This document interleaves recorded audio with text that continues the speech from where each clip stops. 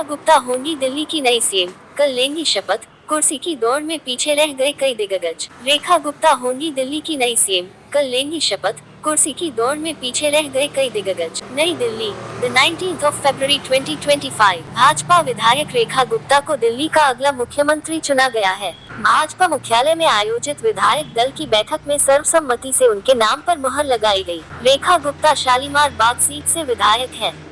वे गुरुवार को रामलीला मैदान में मुख्यमंत्री पद की शपथ लेंगी।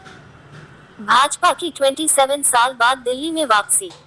भाजपा ने दिल्ली विधानसभा चुनावों में 70 में से 48 सीटें जीतकर 27 वर्षों बाद सत्ता में वापसी की है।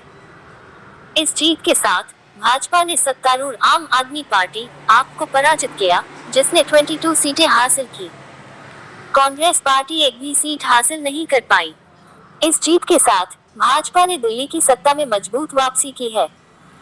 प्रधानमंत्री नरेंद्र मोदी ने इस जीत को विकास और सुशासन की विजय बताया।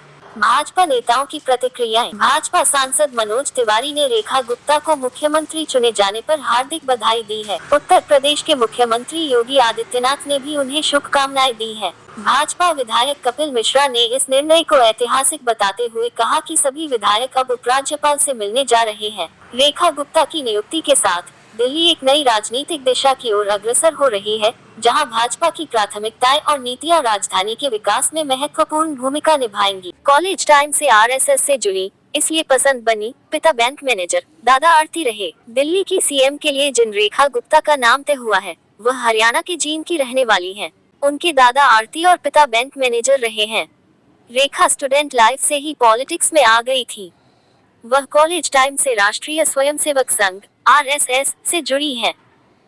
इसी वजह से आरएसएस ने उनके नाम का प्रस्ताव रखा, जिसे भाजपा ने मान लिया। भाजपा की 21 राज्यों में सरकार है, मगर कहीं भी महिला मुख्यमंत्री नहीं है। नए सीएम की शपथ लेते ही रेखा गुप्ता भाजपा की पहली महिला मुख्यमंत्री बन जाएंगी। रेखा ने इस बार दिल्ली विधानसभा चुनाव में शालीमार बाग सीट से जीत हासिल की। उन्होंने आपकी वंदना कुमारी को 29,595 वोटों से हराया। वहीं शुरुआत से वह राष्ट्रीय स्वयंसेवक संघ आरएसएस और बीजेपी से जुड़ी हुई हैं।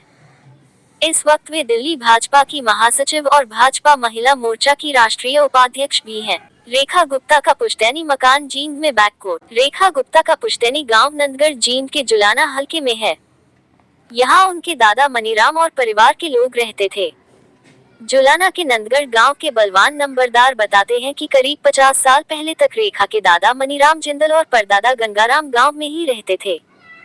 गांव में उन्होंने दुकान की हुई थी। इसके बाद इन्होंने जुलाना में आढ़त की दुकान कर ली और परिवार समेत वहीं शिफ्ट हो गए। गांव नंदगढ़ के नवीन फौजी बताते हैं कि उनकी छोटी ईंटों से बनी हवेली को गांव के ही चांदराम ने खरीद लिया था।